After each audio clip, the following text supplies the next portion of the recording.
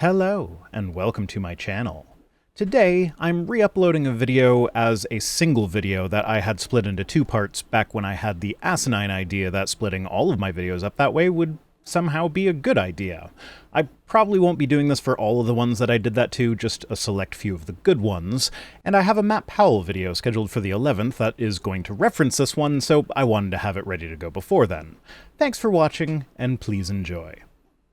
Hello, and welcome to my channel. Rhino here. Today, we're looking at another Matt Powell video. That's right, Matt Powell still exists. Well, barely. His channel doesn't get all that much traffic nowadays, and I know a bunch of you guys will go watch the original, so I thought I'd help the little tyke out and give him a little view boost. I mean, I'd rather not, all things being equal, but I don't think a one-time blip from me will equate to any permanent growth for his channel, so what the hey. Anyway, this video is an excerpt from a podcast in which Powell claims to have debunked the entire atheist community, the whole thing, in one fell swoop. Well, it's been a good run, but let's see what's causing my imminent retirement.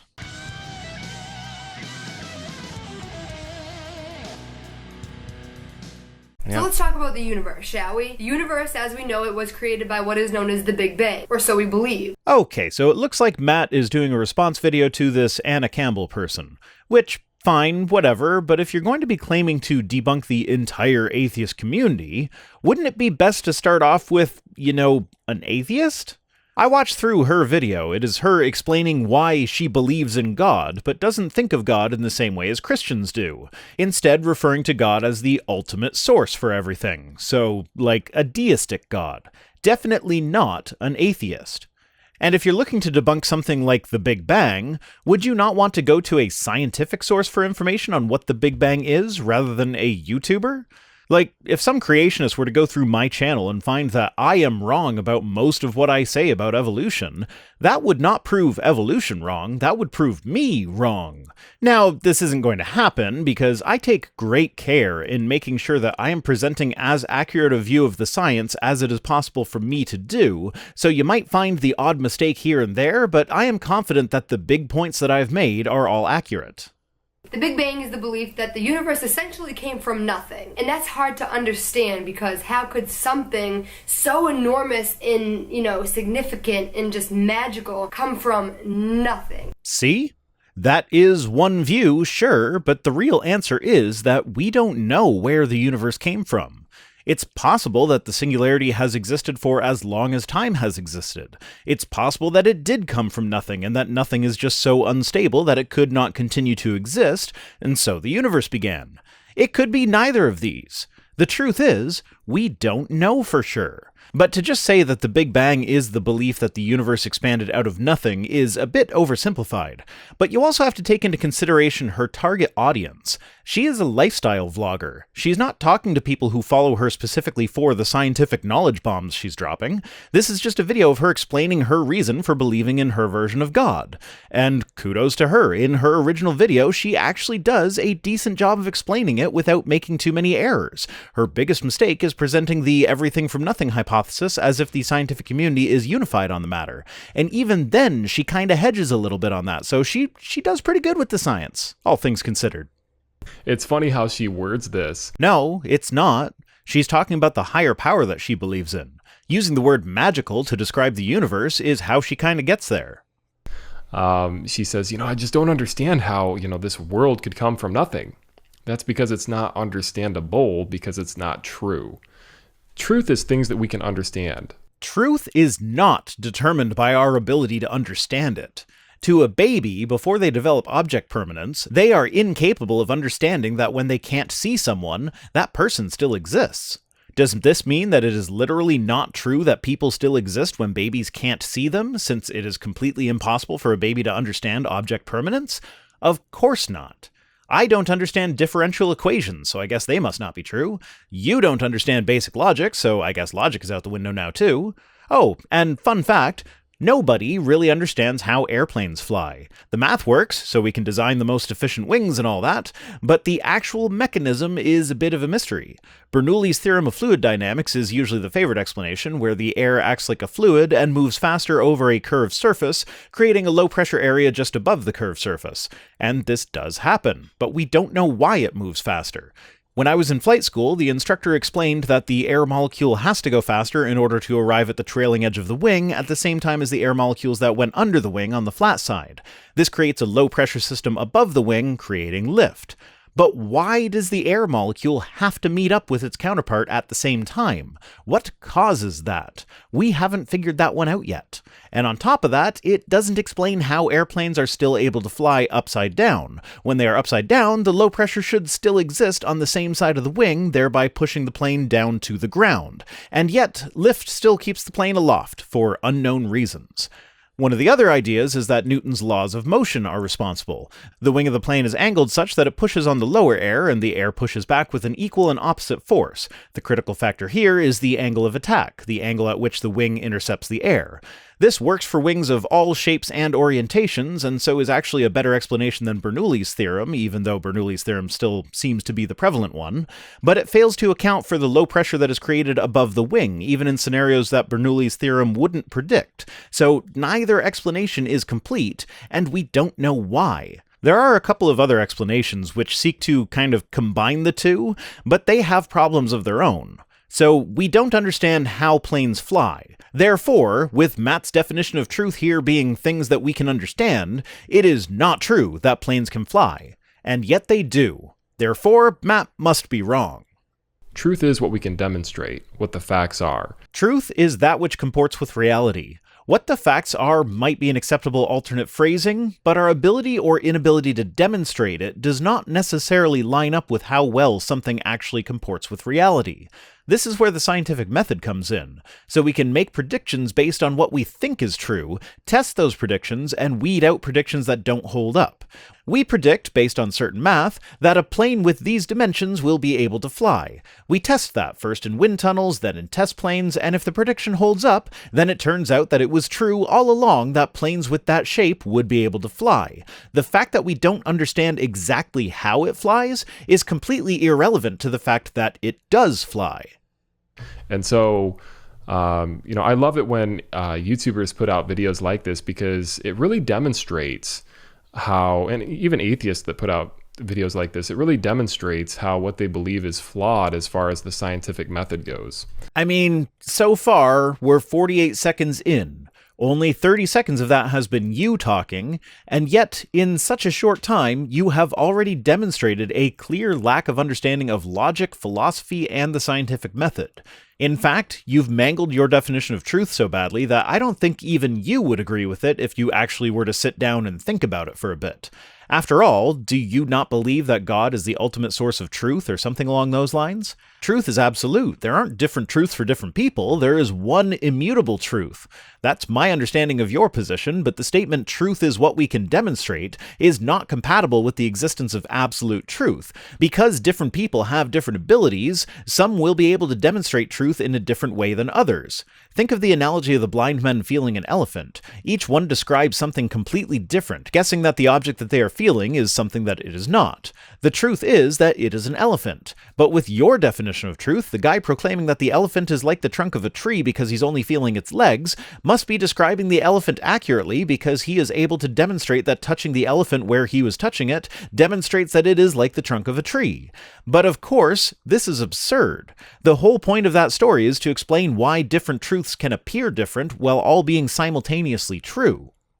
So, just to debunk this using scientific fact, the first law of thermodynamics states that matter cannot be created nor destroyed.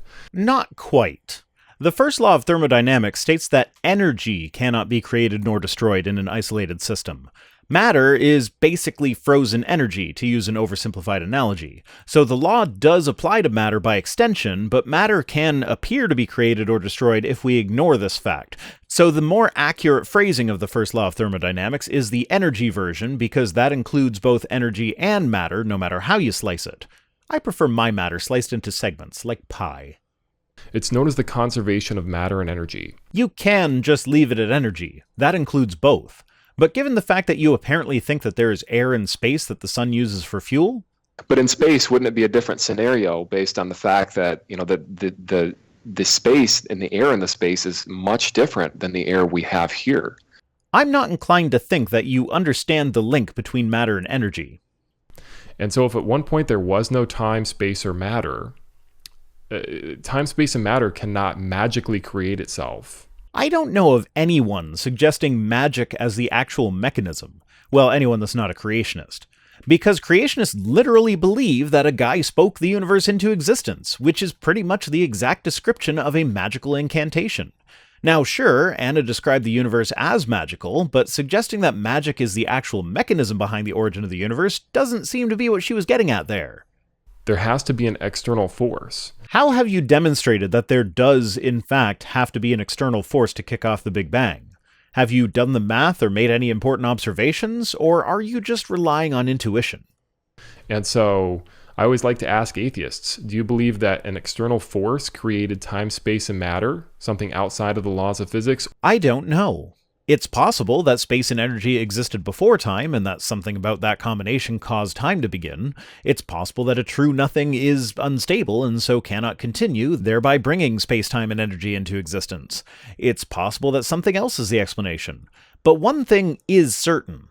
The physics of the early universe are not intuitive. So us expecting that our intuition, which evolved to help us make quick decisions in our macro-scaled lives, would apply equally well on the quantum level, where we have to go in order to make sense of the early universe, is just silly. As far as the laws of physics go, it is possible that they wouldn't apply at such scales. It is also possible that our understanding of the laws of physics are incomplete, and so they do apply, but not in the way that we yet understand. And of course, there's also the fact that when you add up all the energy and matter in the universe, between the positive energy of temperature and mass and the negative energy of gravity, the total energy of the universe appears to be zero, which would mean that the universe coming into existence out of nothing does not violate thermodynamics at all, as the zero total energy of the universe is the same as the zero total energy of nothing. Or do you believe that time, space, and matter popped into existence naturalistically and magically? Those two things are pretty much opposites. If it's naturalistic, it is not magical, and vice versa, pretty much by definition. Because if it was a naturalistic creation, it would have been a magic act. That statement demonstrates your complete lack of understanding of philosophical or methodological naturalism. So, you have to ask the question, what is magical? Somebody creating the universe, or matter and energy creating itself from nothing? Somebody creating the universe, obviously. A person says an incantation, and now, poof, fully formed stuff exists. That is magic, plain and simple. But mathematically consistent explanations of how space and energy could have existed before time, thereby rendering the universe functionally eternal, sounds more naturalistic even if we don't quite understand all the details yet. And so, this YouTuber here, she seems like she might be moldable. She seems like she might be honest. Moldable seems like a gross way to describe someone. Like, it's a good thing that your personality is such that I feel like I might be able to shape you into being who I think you should be. It sounds creepy, Matt. Maybe try not to be creepy. And she seems to be fairly sincere, and so hopefully Anna, if you're watching this video, Yeah, sorry to break it to you, Matt, but she almost certainly has not and will never watch either your video or my video. However, we do know that there was a moment of creation, of course. And as I said, it was once believed that our entire universe, not just Earth, not just our solar system, not just our galaxy, everything, our entire universe was once this big. The actual size estimates vary. I have heard everything from the size of a period in Times New Roman 12-point font to the size of a grapefruit, but the point is, all of the energy that makes up the universe now was compressed into a very small area. And that is what scientists say. And that's what a lot of people will say about the Big Bang Theory, is that everything was condensed down to an infinitesimal amount of space smaller than a single proton. Again, I've heard different estimates for the actual size, but at the end of the day, it doesn't really matter. The singularity is more a function of math than anything else. The singularity occurs whenever the property of an object approaches infinity.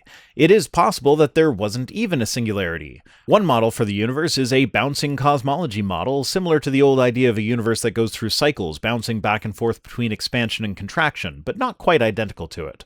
This model does away with the singularity altogether. And even better, it makes testable predictions about what kinds of gravitational wave observations we could expect as remnants of older universes if it turns out to be correct. So while there is currently no evidence to support it, it at least has a path to providing direct evidence rather than just mathematics, which is what all the other models rely on. And then in a billionth of a billionth of a billionth of a second, it went from the size of that tiny point to something billions of miles across. And so, water, for example, can only be compressed down to a certain point. It can hardly be compressed at all. Firstly, you can compress water, but all else being equal, liquids are less compressible than gases. Secondly, nobody is suggesting that water was present in the singularity. If the singularity ends up being what existed before the Big Bang, there was no water. It would have been pure energy. Eventually, after the Big Bang, nucleosynthesis began and some hydrogen, helium, lithium, and beryllium started forming, but there still wouldn't have been water, as oxygen wouldn't have formed for another few 100 million years, needing stellar fusion to make it. So, yes, water can compress. And no, this fact is not important to Big Bang cosmology because water wasn't there. And so there are 326 million trillion gallons of water here on Earth alone. And so, is it really rational? Is it really logical? Is it really scientific to say that 326 million trillion gallons of water was condensed down to a space this small? No, it's not. And that's not what is being said. That is an erroneous conclusion that you have drawn from the commonly repeated line about the whole universe being compressed into a single dot. That line is not technically incorrect, but it leaves out the fact that it was not the stuff that we are familiar with in the universe today that was being compressed in its current form down into a small dot. The dot would not have been actual stuff. Molecules and atoms didn't exist then. And unless you deny the existence of black holes, you already know this sort of thing. A black hole has a singularity at its center, an area with a mathematically infinite density. Anything that goes into a black hole gets compressed into a tiny dot, much more compressed than it could be under normal circumstances. I would definitely venture to say that, if you truly believe this, if you believe what you're saying, that all the matter was condensed down to an infinitesimal amount of space that we observe here in the universe, all of this matter, I would really encourage you to re-examine your position on that. And scientists are constantly re-evaluating their position on that. There are a few different solutions to relativity that leave us with a Big Bang that didn't start as a singularity. The solution that gets us to the singularity is known as the Schwarzschild solution. But there's also an entire class of solutions to relativity known as the Friedmann-Robertson-Walker solutions, which do not end up at a singularity. And of course, there is the previously mentioned study which suggests a kind of bouncing cosmology as a solution that also doesn't end up at a singularity. Thing is, though, whatever else happens, the cosmology basically has to match up with the theory of relativity. Relativity is so well demonstrated at this point that it is almost unthinkable that something would completely replace it. Quantum gravity may supersede it in the same way relativity superseded Newtonian gravity, but relativity will still hold true in the scenarios that it applies to. Relativity as a theory has made many predictions well in advance of our ability to test those predictions, the most drastic example of which was the prediction of gravitational waves, which weren't actually observed until about a century later. There's also the way gravity bends light and the cosmic microwave background radiation. All of these were predictions that could have demonstrated a fatal flaw in relativity, but they didn't. We use relativity whenever we use a GPS, and without correcting for time dilation, the GPS satellites would place you in the wrong location. And relativity is one of the ways we have figured out the age of the universe, by deriving the Friedmann equations from the general relativity equations and then solving for t. So regardless of the original form the universe took, whether it was a singularity or something else, the Big Bang did happen. and it happened 13.7 billion years ago, and scientists are constantly reevaluating these conclusions and publishing their work for other scientists to scrutinize. What work are you doing in the field of cosmology? Have you managed to come up with a solution to general relativity that somehow does not end up with a Big Bang billions of years ago? Can you do what every third grader knows how to do and show your work? Or are you just making assertions based on your intuition and hoping that nobody will check up on your claims? Today, we're continuing with Matt Powell's video in which he demonstrates a complete lack of understanding of anything to do with science. Oh, that wasn't specific enough for you to figure out exactly what video it is? Okay, it's his latest video as of this recording. Let's see if he learned anything. We'll go ahead and continue here. The chances of just a mega bang or explosion creating, what's essential for life, living creatures is just slim to none for me. The chances of it happening are actually pretty much impossible to calculate. There are too many unknown variables, and we only have one example of it having happened and no examples of it not having happened. So in hindsight, the chances of it happening appear to be 100%, but that's probably more of a result of our lack of data than anything else. It seems unbelievable if that. It definitely is unbelievable because there's no truth to it. If there is no truth to it, then why is the theory of general relativity held up so well over the years? Why has it made so many testable predictions that, when tested, turn out to be accurate? Why do we need to correct for relativity when programming GPS satellites if there's no truth to it? Why does Mercury's orbit not obey Newtonian physics if there's no truth to relativity? The age that we have calculated for the universe is a direct result of general relativity, so if you want to claim that the universe is a mere 6,000 years old, then you have to demonstrate some fatal flaw in the math behind relativity. Considering you don't even appear to understand what the singularity is, 326 million trillion gallons of water was condensed down to a space this small. I'm just going to go ahead and assume that you don't have enough of an understanding of the math behind relativity to show that it is wrong. See, if there was any truth to it, it would be believable. Why are you arguing for relative truth? Different people have differing levels of credulity. Some people will believe some things that most of us consider pretty unbelievable. To them, it was believable. Does this mean that it was true for them? How easy it is for a human brain to believe something has no effect on whether or not that thing is actually true. Like I said earlier, the truth is what we can show to be true. Okay, so the Bible is not true then. There are parts of it where the authors got the name of a place right or the name of a historical figure, but the majority of the events described in the Bible are not described anywhere outside of the Bible. Can you show Jesus' resurrection to be true? I find that story to be pretty unbelievable. I have never seen a convincing demonstration of the truth of that story. Since you can't show it to be true, then by your own definition of truth, it is therefore most definitely not true. Same goes for your creation account. It is pretty unbelievable that a magic dude spoke things into existence, created man out of dust, created woman out of the man's ribs, and then made a magic tree that will give you knowledge through some unknown mechanism just by eating from it, and then forbidding the man and woman from eating from it, and then having a talking snake with legs show up to convince them that it was okay to eat from it, and then the dust man and rib woman got kicked out of the garden so they can't access the other magic tree that will give them eternal life, and then placed a cherubim and a floating fire sword at the entrance of the garden to keep the people out. That's a pretty unbelievable story, if you ask me. Truth is that which corresponds to reality. Which is a definition that conflicts with your earlier definition of that which we can show to be true. Reality is real, regardless of what the people in reality can show about it. But one thing we have shown to be real repeatedly for the last century is the theory of general relativity. You have yet to do anything to show it to be incorrect, so despite your protestations, it does appear to correspond to reality, and so it fits both of your definitions of truth, making the statement, "the universe is 13.7 billion years old," appear to be a true statement, no matter which of your definitions of truth you decide to use. And so, if the Big Bang was based on fact, then you wouldn't say, oh, this is so unbelievable. And there you're going back to human credulity as your measurement of truth. Our ability or inability to intuitively understand something has no relevance to the truth of that thing. But since it's based in a fantasy, you will say, it is unbelievable that this could be the case. It's based in math, which is held up to scrutiny and physical observation of phenomena that were predicted by the math for over a century now. But I'd be willing to bet that Matt here doesn't even know that there is a connection between the Big Bang and relativity. He probably just has some vague idea of what special relativity is and has no inkling of the dots that connect special relativity to general relativity to the Big Bang. Also, remember, the woman that Matt is responding to appears to be a deist. This is her video explaining why she believes in God. So yeah, she agrees that it is unbelievable that the Big Bang happened all by itself with no supernatural intervention. She just isn't going so far as to deny the science in order to stick her predetermined beliefs in like you are, Matt.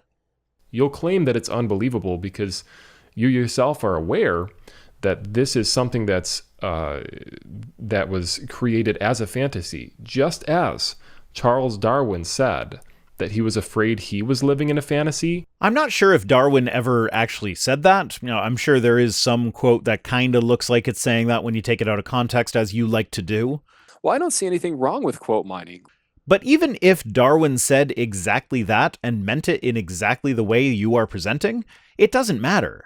We know evolution is true now, not because of what Darwin said about it, but because of what we have since discovered about it. If you were to travel back in time and get irrefutable proof that Darwin became a young Earth creationist right before he died, evolution would still be true. And of course, since you don't see a problem with quote mining, I'm sure you won't mind me playing this clip from Science Falsely So Called.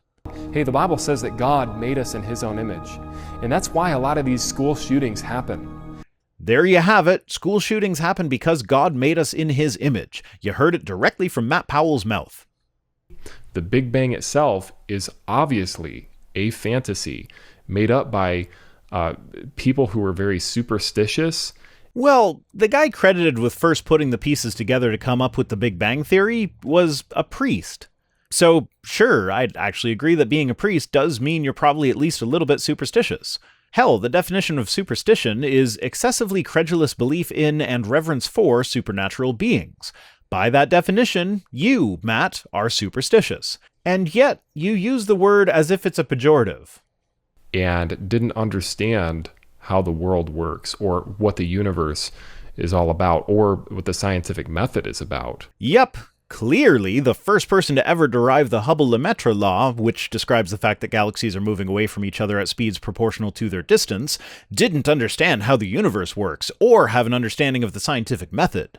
And did I mention that he was also a research associate in astronomy at Cambridge University and worked alongside Arthur Eddington, whose observation of a 1919 solar eclipse was the first experimental confirmation of the theory of relativity? Mr. Air in Space here clearly knows the science a lot better than one of the preeminent scientists of the 20th century. And so, we'll go ahead and continue on here. It is proven that the universe was much smaller. It is theorized that it was actually the size of a grain of sand at one point. A grain of sand. But that small grain of sand that was once our universe had to have enough energy to set off that moment of creation. So, obviously, you say that nothing, that this little grain of sand, which was next to nothing at that point, would have had to have energy to be able to explode. Yup, that's what she said. She seems to have a pretty good grasp of the science behind it, which is a lot more than I can say for you, Matt. Well, the conservation of matter and energy says that matter cannot be created or destroyed. And that goes with energy as well. Energy can only be converted. And so what you're saying is that magically energy created itself, or energy came into being from nothing, which we know cannot happen scientifically. Yeah, this is another example of Matt being a dishonest little shit. I mean, firstly, he's wrong about the science, which no surprise there, and I went into more specific detail about that in part 1, so I'm not going to rehash it here, but he is addressing her as if she is making an argument from the atheist position. She's not. Matt has deliberately cut out her several references to a higher power, what she refers to as the source and the higher energy. She seems to be a deist, believing in a higher power that created everything and then allowing it to play out on its own. So this is Matt Powell demonstrating conclusively once again that he is not just an ignoramus, he is also a liar. And if you've been watching my channel for a while, you'll know that this is not an accusation I throw around lightly. I usually give the benefit of the doubt to creationists even when it's not really warranted. I start with the assumption that they really believe what they are saying, but through motivated reasoning have come to the wrong conclusion. But in Matt's case, he has shown every indication of knowing that he is misrepresenting people, which leads me to question if he really is as stupid as he makes himself out to be, or if it's all some grift or con to him. This is what happens, Matt. You show a willingness, even an eagerness, to be deceptive, and it calls into question the sincerity of your beliefs that I would normally just accept. It is scientifically impossible to go from nothing to something.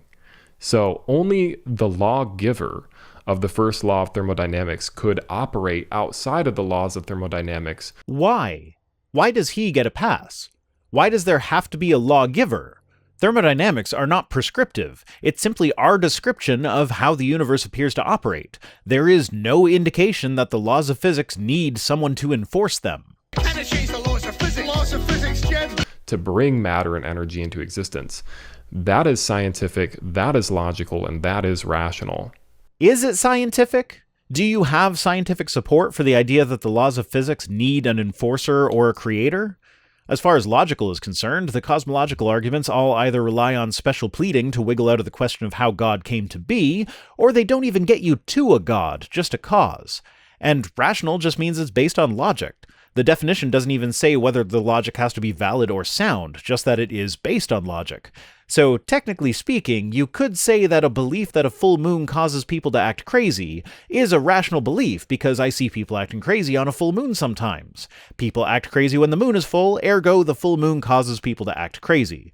Of course, this is almost entirely the result of confirmation bias, but a logical syllogism can get you to that conclusion, therefore it is rational. And if you disagree with my assessment of how something is determined to be rational, stating that my belief that flawed logic can get you to a rational belief is irrational, then let me just reassure you that I used logic to determine this definition for rational. So, by definition, it can't be irrational. Mwahahaha. Yeah, you know, when you put it this way, I really hope if there's anyone watching that is an evolutionist, I hope you listen to what Matt's saying. I know he says it really kind of uses big words and he says it all fancy, but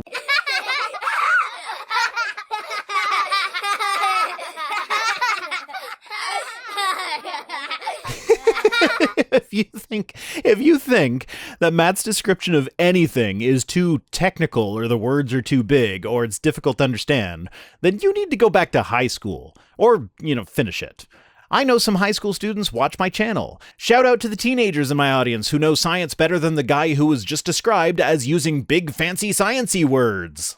what he's saying, if you break it down, I mean, it makes complete sense. It makes complete sense if you start off with a religious belief that lines up with Matt's, and you don't do any digging into anything he says, not even superficially. Dig any deeper than the surface, and it all falls apart. What was that the Bible said about building foundations on sand? And it doesn't make sense to believe that everything came from nothing, just like Dr. Kelvin said. And that's not necessarily what cosmologists believe. The truth is, we don't really know what came before the Big Bang. It is possible that everything did come from nothing and that the total energy of the universe adds up to zero, thereby allowing us to have a universe come from nothing without violating thermodynamics. It is also possible that space existed before time and so was effectively eternal, as much as eternal can mean anything when there's no time.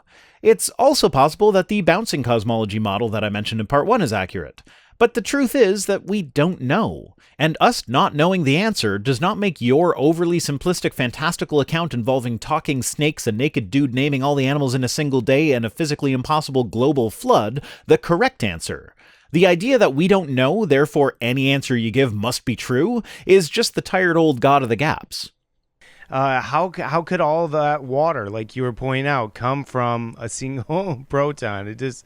Oh my god, you didn't even understand Powell's misunderstanding of the singularity.